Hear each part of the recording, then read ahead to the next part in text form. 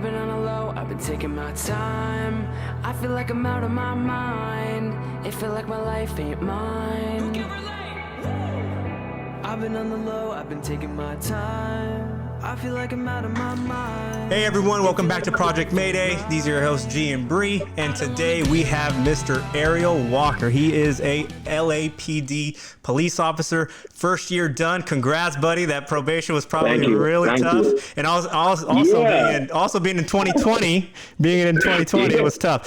So Ariel's got a phenomenal story where he started off in Englewood and moved around, got to Orange County, and then got actually into behavioral therapy, and specifically in children. And so we'll dive into that, or why he picked that career, and then he had a career change into being a police officer. So Ariel, welcome to Project Mayday.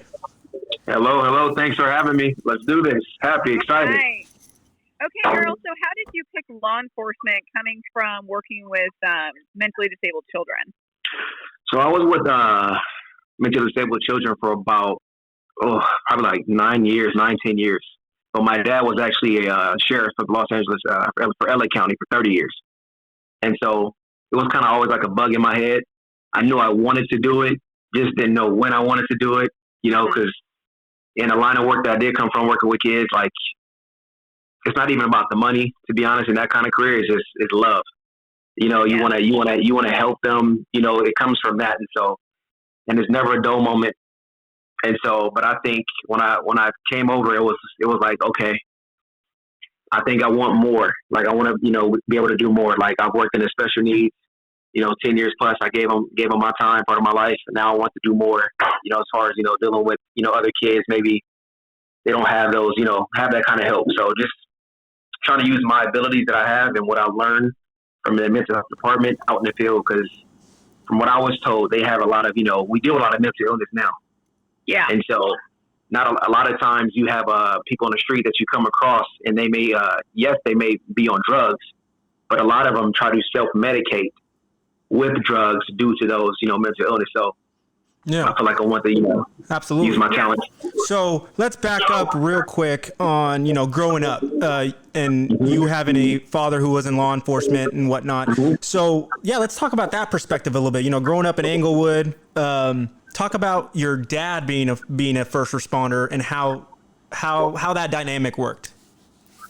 So my dad, he kind of is like, real honest. He'll just lay it straight out.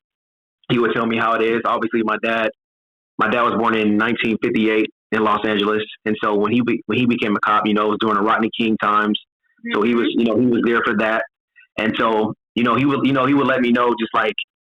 And one thing that my dad told me, and I try to tell people, all the time, there's more good people than there's bad people. And no matter what job you're in, there's more good cops than bad cops. And no matter what job you're in. And so, he would always tell me that, yes, you come across, some people that I like to just say ignorant. And ignorant has no color or age. And so, and that's how it was taught to me. And I try to explain that to people. So I kind of and my dad always told me, he was like, I think you'll be great for the job. I think you'll be great for the job. And I was just like, honestly, what I didn't put down in the bio, honestly, was overseas doing music for a long time as well. Oh, man. So being a police officer was... Yeah, the opposite. So where were you out there? I was, the last place that I did a tour I was singing in Vietnam. What? That's so I was out there. So the last thing on my mind was kicking doors down, and I was doing all that stuff. I wasn't thinking about that. Man, you're an artist. Yeah, that's awesome. So let me ask you this. You said, when your dad said, you'd be great for this field, and you were like, no. What? Why? Why did you say that? Was it the stuff that he was bringing home, or it's what? More, what? It's more like, and to be honest, growing up, like, I'm a guy. Of course, I love action films. You love the movies. You love, any cop movies, Bad Boys. You love that. Yeah. But my mindset was on different things, like as far as like music, sports. I wanted to, my mindset was NFL, or your mindset was this. And when he said police officer, I was like, I was like, I don't know. I don't know if I was fighting it for a long time, but growing up, and just kind of how I was raised. I'm big in martial arts. I've been doing martial arts since 7. I've been, I work with kids. I was a high school football coach, and it just kind of all molded together. Yeah, and speak more on that. Why were you so attracted to helping kids? Because that was your profession for, X amount of years. Mhm. So what drew you to, was it something in your childhood that you didn't experience that you So wanted to give I back? would say definitely always my mindset is like, man, I tell people like kids have when babies are born, you can't pick what family you're born to. You can't pick your parents. You can pick your friends. You can't pick your family. And I always say that some people just have rough starts. Yeah. And that's kind of how I look at it. Like me growing up, I did have a dad, that was around. Yeah. My mom passed away at a young age, but I did have support where there was church, sisters, family, but not everybody has that same upbringing. We all, and I kind of always had the mentality like my heart was there, for kids who grew up less, because it comes down to that. A lot of people can point fingers and be like, oh well, I did this, or how come they just don't do this, or I did this. Like you have no idea what this person goes through a day, and that's and to move forward, and that's how I approach my job, and I approach people. Like I have no idea. You have no idea if I pull somebody over and somebody's pissed, they probably not mad at me. You know what I'm saying? So I'm not gonna take it personal. I have no idea what they've been through that day. But when it comes to kids, like I say, my heart just goes out. And to be honest, it sucks to say this, but I love working with special needs kids more than I do regular. It's the worst thing ever. How come? Why? Special needs kids are awesome. Like my favorite probably is like Down syndrome. They're just awesome. Personalities are like great. We're spoiled, We're just, we have our ways. We're spoiled. And you see these kids here, they just light up off the most, simple things. They don't care about anything else. They're not brainwashed anything else. It's simple things. And when you get breakthroughs with them, it's a beautiful thing. It melts your heart. Yeah, and absolutely. then, I also work in the regular ed, and, Yeah, and I think it's their ability. Autistic kids and other special needs kids. It's their authenticity of just being childlike. Yes. And that essence that as we get older and we get either bullied or we get whatever the case may be, all the other outside things make you self-conscious, make you start thinking about being different or acting different. But special needs kids are just in that bubble of being authentic and just being childlike. And I think that's what you're trying to say. Am I correct on that? Definitely. Yeah. Definitely, I would agree. Yeah. So tell me this: why the career change then to becoming a police officer? So, that sounds horrible. So I felt like the last couple of years in that line of work that I wasn't doing enough. That I had more to give and I wasn't using all my ability. And that's where I was coming from. And it was hard for me to, even think that. I'm like, but I love kids. Like I love working with kids. I love giving back. I love helping. I love parents, saying, thank you, Mr. Walker. Like my kid is doing this. Oh, my kid talks about you all the time. That was, things that I love. And I'm like, but the last couple of years I was like, I feel like I can do more. I know I can do more. Right now I'm not using all my talents, and that's where it's like, okay. So that, it was hard. I thought about it for a while, but I think I stayed a year longer working with the kids, and I was like, okay, it's time. And so. Yeah. So now you make this transition to law enforcement, and there's a lot of controversial issues right now, as you're aware, with mental illness calls and law enforcement going instead of a trained therapist, what have you. And seeing this social change, as your perspective of wearing both hats, what are your viewpoints on this? So what the good thing, I don't know about other departments, so I'll just speak on LAPD. We have a MHIT training, which is for mental health, and how to, they put us in different scenarios too. So like one of them, like we'll do like different role play. I have role plays for you, and we also talk about what kind of drugs, how does it mess with your mind and do all that stuff like that. And what's awesome about that, it lets you know what you possibly could be dealing with. So when you come on at 21 years old, barely life experience, right? Luckily, I came on at 33. I had some life experience. A 21-year-old is probably not going to know, what that looks like. your average person, like they show you in our training, your average person, you'll just think, oh, they're drunk or they're like that. Me, I've dealt with mental health and kids with autism, and I've seen what we call a meltdown. Yeah. And if you've never seen a meltdown from a grown man or a kid that's 18 years old but 6'4", 300 pounds, but has the mind of a 5-year-old, if you've never seen that before, you're gonna think like, oh my, you're gonna be scared. Is what's gonna happen. You're gonna be scared. You know what to do. And I think what we're doing now, I don't know how long they've been doing it, but what we're doing now, the training that we have is like, it makes you take a break. Okay. And one thing they teach you is like, hey, when we get to these calls, slow down. Yeah. Let's see what we have first.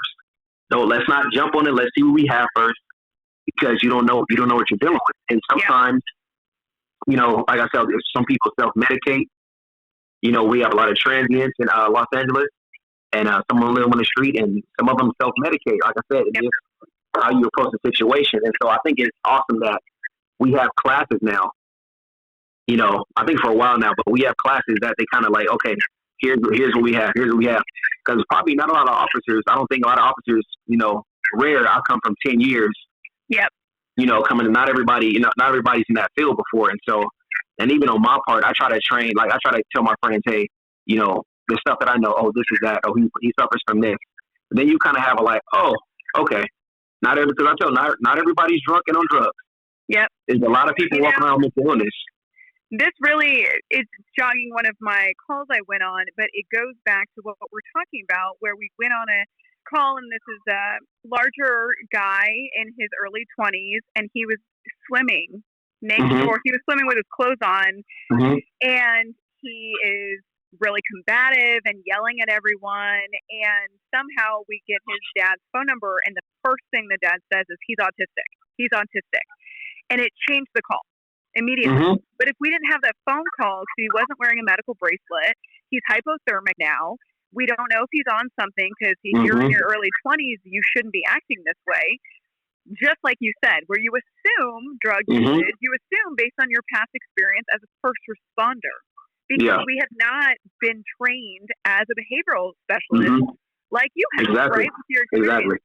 And then just thinking, what you say, like you just pause and, try to think outside the box. And we process the call differently. And I definitely think that is where we should go, because we create less trauma. It's not just for the patients or whoever we're responding to. It's to us. Yes. Because if later, we not hogtie, but if we restrained him and went really aggressive, then I would have felt bad as a first responder, and that would affect my mental wellness. Exactly.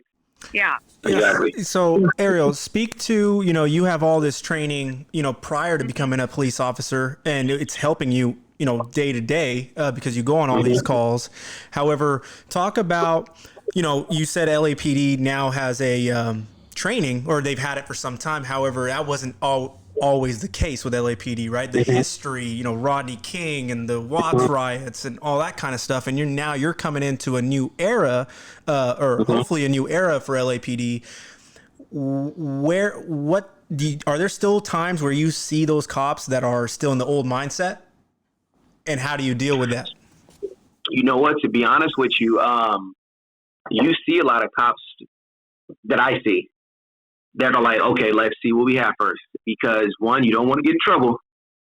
That part right there, you don't want to get in trouble. And actually, I've been told by several officers, even when it's not a mental ill case or something like that, relax, take your time and see what you got. So that's kind of like, since I've been with LAPD, that's how they told me every situation you approach, you don't have to go at 100 miles per hour. Let's find out what's going on first. And so that's kind of the the call. So most of our calls are either, dealing with law enforcement, sadly, is, domestic violence. Yeah. So, but when we get a certain call, say a man in the street throwing rocks at a car, throwing bottles on the ground, then that's when, like, okay, so it's a man or woman. So, when we show up, hey, like, you okay? You know where you're at? What's today? Like, we'll ask those questions. But sometimes that person is so far gone, there's no, they're not listening to you. They're ready to, they don't want to be talked to. They'll fight you. And that's just the reality of it. Like, it'd be fine. Like I said, when I work with kids, when they have their meltdowns, I would say sometimes you can't reach them because they're so far gone, and the best thing to do is back up. And it gets to that, and so kind of like we'll have people that are hands on, and we'll have the negotiator keeping that person calm. And are you that negotiator? Are you that good negotiator? We'll see. I've heard. We'll see. I can talk a little bit, but we see though. So, and the technique. If the person doesn't like me, we'll switch out. Give that person a new face.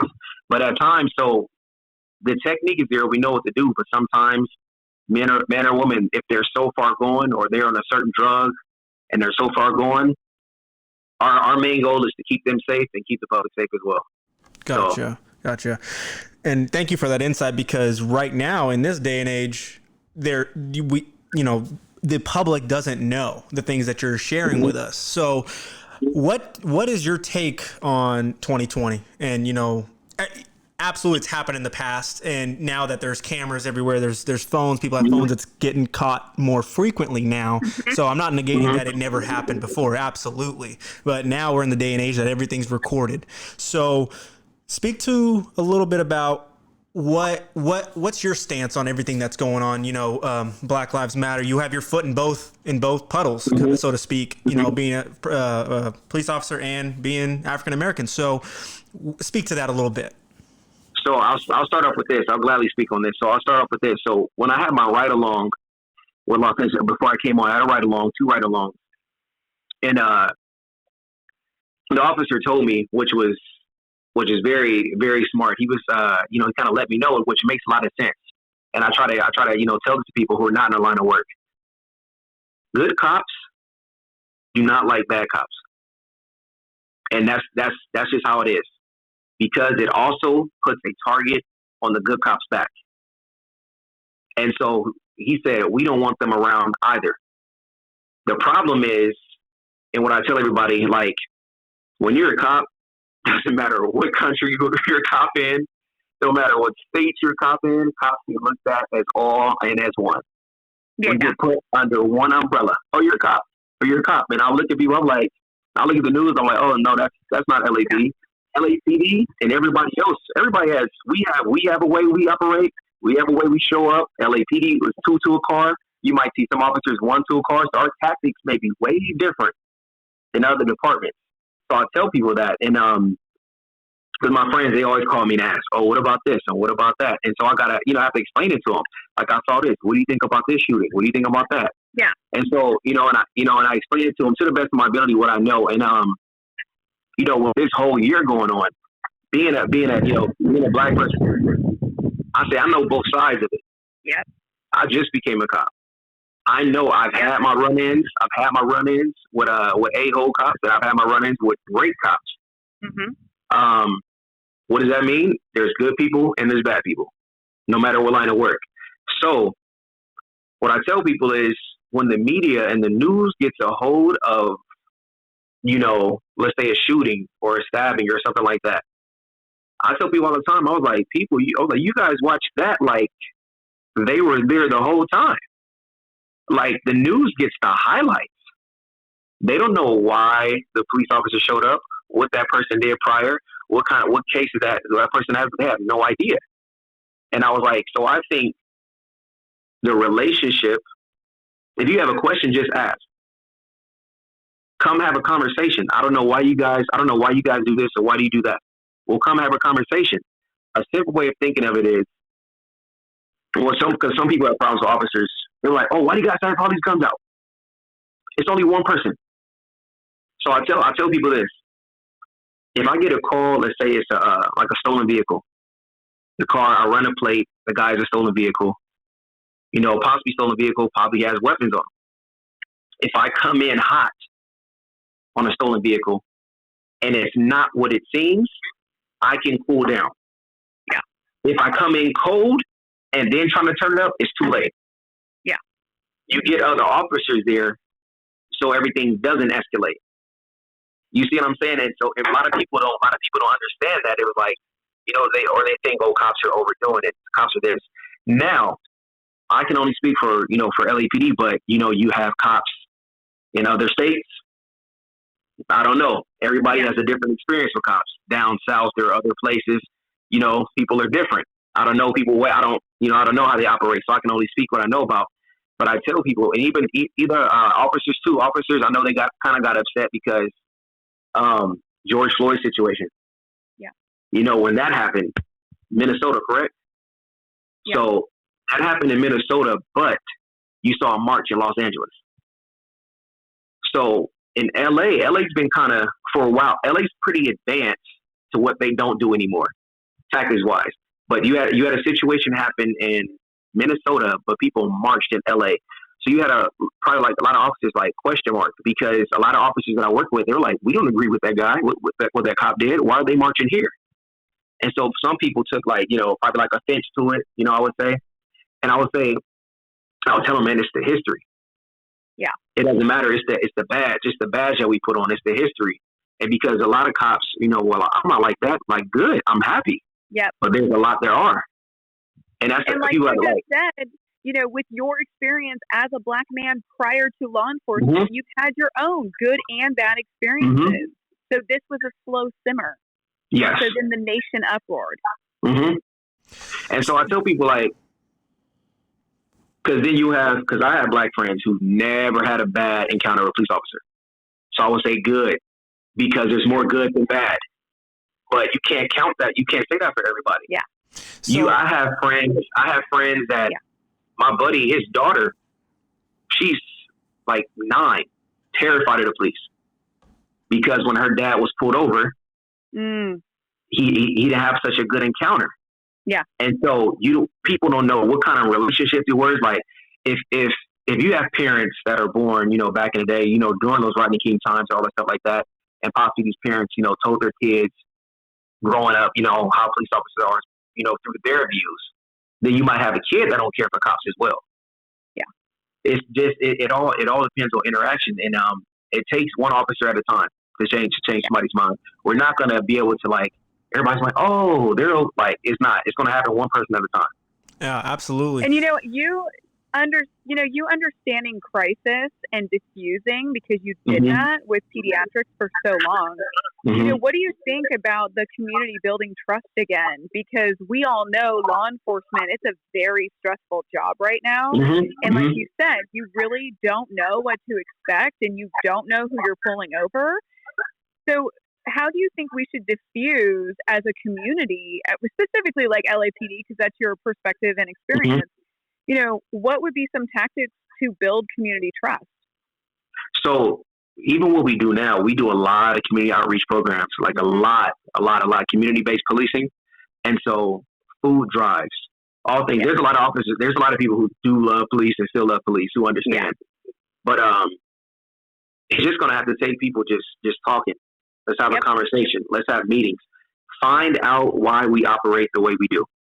Don't sit and point fingers. Because when I was on the front line, and a lot of Black officers can probably speak for it too, because my dad had it, we got it the worst. From my own people, from everybody else. Me standing on the front line with the other police officers, shield on, helmet on, and people saw me and they went off. How could you? You're on the wrong side of history. Everything.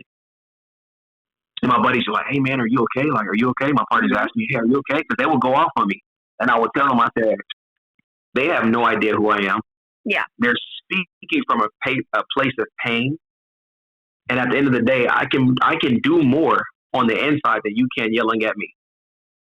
And you know what I'm saying? So that's how it is. So it doesn't faze me.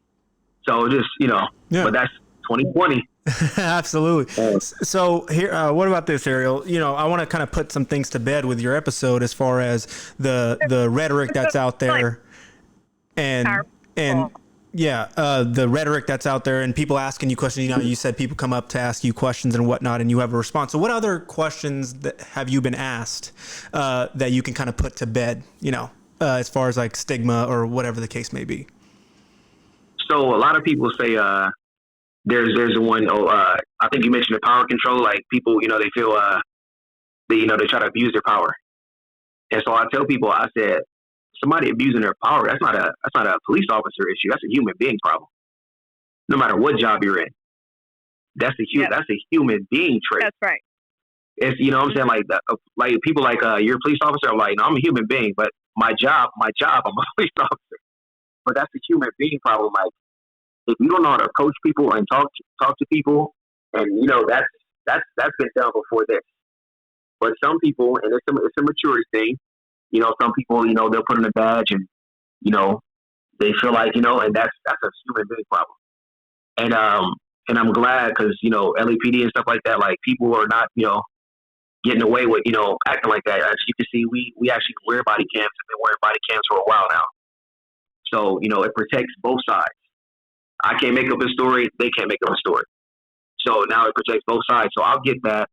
I'll get the, then why did they use a gun on this? Why did they shoot? Or why did they do this? I tell people, you know, how we operate. Like, I put yourself in my situation. If a person has a knife, we always step it up. We take it to the next step. But you don't, because they don't have the police training and seeing what we've seen. I think the public, you know, how come they didn't do this? How come they didn't do that? And I'm like, man, all you have to do is ask. Yeah. And we have certain tactics, and we approach situations the way we do, because that's, you know, that's how we're trained, and we try to de-escalate situations. I tell people, as an officer, this is what you use when you're an officer. In this. Yeah. That on the side barely comes to play at all. It's more talking, it's more writing, maybe a couple physical altercations, but it's more this. Yeah, and you know, something that you were saying is people who are not in the field have no idea the situation that happened. Mm-mm. So if you have someone who is a danger to the public or themselves, it is your duty. Mm-hmm. That is your job to protect them or the society in any means necessary. Yeah. And so, you know, I understand, you know, of course we want to talk them down, but like you said, as paramedics, as firefighters, I mean, look at National Guard. Mm-hmm. You know, it's like we're seeing this for all first responders. It's not always easy. No. And even all the best tactics, it depends on where that person is. Just like that child who's having a meltdown. Well, if you have someone with a weapon, it's your responsibility to protect the community. That's your job. So exactly. Yeah, differences of perspective, it's huge. Exactly. And so, and another one I tell people all the time, and when I found that, I was like, I can't wait to tell people this. But traffic stops are probably number one for getting officers injured on, where cops get hurt. Traffic stops. And so when I tell people that, they're like, oh, because you say, oh, why is the officer coming up? You know, he's walking up to my car a certain way, or there, you know. And I tell people, I'm like, they don't understand. I'm like, hey, when you ride to a car, in some departments it's one person, one officer. LAPD, we roll two. And when you ride to a car, you have no idea who's inside or what they have inside. And you can YouTube or look at videos of traffic stops going bad. Like, we have no idea. And so I tell people, it's better to stay safe than sorry. And so, you know, they'll see cops and they'll think they're being aggressive. No, it's not necessarily being so aggressive, being safe. Yeah. We want you to go home safe, and we want to go home safe as well. Yeah. Absolutely. Yeah. And the number two, go ahead. No, go ahead, Ariel. So I would say traffic stops and domestic violence are the number one cause to get cops injured. And so, and you think about it, I'm like, domestic violence, that has nothing to do with us. Nope. They're not mad at us. They're mad at their spouse, husband, boyfriend, girlfriend. But the energy is so, the energy is so there, and we're there. Now we're in another phase, and then things go wrong. You know, so it's not just, and sometimes, you know, police officers, we go there, like I said, it's more talking than anything. We have to calm them down. And then you have some people learn on the fly with experience, because I say you can pick up a book and read on it. Like, you can, you know, being a therapist and stuff like that, you can have any college classes, go to school for 10, 20 years. But if you have no field experience, it doesn't mean anything. That's right. And that's the only way you're going to learn, because every situation is different. Absolutely. And so, go ahead. Yeah. So, you know, kind of wrapping things up here, you know, I was really looking forward to this episode because of all the climate right now. And I think you've kind of hit the nail on the head with kind of debunking both sides. You know, you're staying true to, you know, your heritage and your history, but you're also staying true to your career. And I think that's a great thing that you're able to play that fence. And you know, one last message that you have to the people that that aren't sold, you know, or that the cops, you know, both sides. So the public's not sold and the cops aren't sold, because there's good and bad in every, right? So what message do you have to kind of bring us together? You know, because that's what it's all about. You know, that's how you understand different sides, to come together and talk. So what message do you have?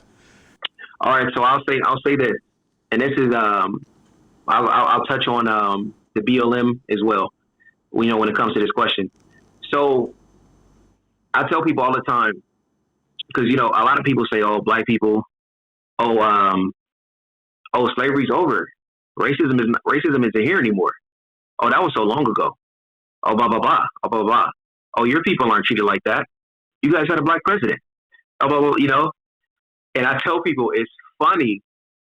It's funny how everybody, you know, I'm like, "Oh, racism ended a long time ago." So I have to give them like a brief history lesson. I would say, so slavery, you know, 400 years ago. I said, so after slavery, everybody went back to being friends, right? Oh, no, they didn't, huh? Right? I said, oh, okay. I said, because we weren't afforded the same, and it has been for years, just a different form. So now, let's fast forward. I said, I would tell my Hispanic brothers, white brothers, anybody had a question for me, I would say this: if you came to me, and I say as a Hispanic male talking to my friend, if you came to me and said, "Walker, my people have it hard, man. We've been treated like this. Cops treat us like this. I can't get a job. My family, we've been doing like this. If I'm not you or that culture, who am I to tell you no, you don't?" That sounds crazy to me, and that's how I feel when people say, "Oh, you got like, whoa, how long have you been black, buddy?" You know, and I tell people that it's like, I can't tell another race how, like, what you've been through. I don't know. So the best thing to do for everybody on both sides, let's listen. That's right. Listen to what cops go through. Listen to what the people go through. If everybody's saying it, then obviously not everybody's lying. Everybody has to listen. We don't know. People don't know what cops go through. The people, the little camera holders, they get in your face and hold cameras. We don't go to your job while you doing something and put. It's just, people have to listen, ask questions, be open minded. Everybody can't be here. Nobody. We all walk from different paths of life. We all come from different backgrounds. It makes this beautiful world go round. There's more good people than bad people, but everybody has to take a step back and listen. And let's not blame officers. Let's blame that officer, that person, that cop did a bad thing. He or she should be dealt with. Yeah. Not all cops are like that. Absolutely. And you hit the nail on the head again, man. And I think it comes from, if you can put yourself in that other person's shoes and argue for them, that's true understanding. You know, if a white cop can put themselves in the, African American shoes and actually, deliberate from that point of view, that's true understanding. And I think that's where we need to get to as a society for sure. Yeah. On both ends. So Ariel, you aren't off the hook yet, buddy. You got something coming. Let's go. All right. So we have a little thing we like to do called rapid fire. So you say you start off hot. So let's see if you stay hot. So the rule is you have to answer in one word or one phrase. That is it. Okay.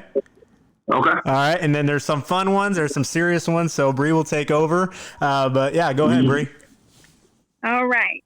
First question, Ariel. 1, if you could be a character from any story, who would you be?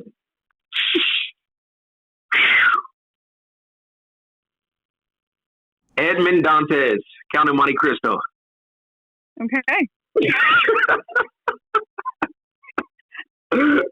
Okay, number 2. Who would you have dinner with? What athlete would you have dinner with? What athlete should I have dinner with? Jerry Rice. Ooh, okay. That's a good one. Do you have a hidden talent? I don't know if it's hidden, but I sing. You Okay. sing? Yeah. Well, because you traveled internationally. Yeah. Yeah. All right. Number 4. If past lives were real, what was yours? Past lives for real. What was mine? Can we elaborate on that one? Were you a dog? Were you a president? Were Oh. you? Oh man, I always thought about this. If past, so my friends tell me I was born in the wrong era. So I don't know, maybe some disco dancer somewhere. I don't know. I was I was somewhere dancing. My buddies always say you're born in the wrong time. I don't know. I always love disco music. All right. And last one. What is one word to describe your first year as a police officer? Wow. That's it? I love it. That was amazing. Wow. So ended on that note. Wow. That yeah, absolutely. And having you on this show is a wow moment for me and Bree. You know, just the way you speak and your ability to understand both sides, and you know, and your willingness to go to the other side if you don't know. So I really hope that the police officers listening to this emulate you. We need more of you, man, and on both sides. So I appreciate your courage on coming on, and I really hope you know, people do listen and they take what you say and put it into their own lives. So again, Ariel, thank you so much for coming on, and this is Project Mayday. Call out. All out. Alrighty. I felt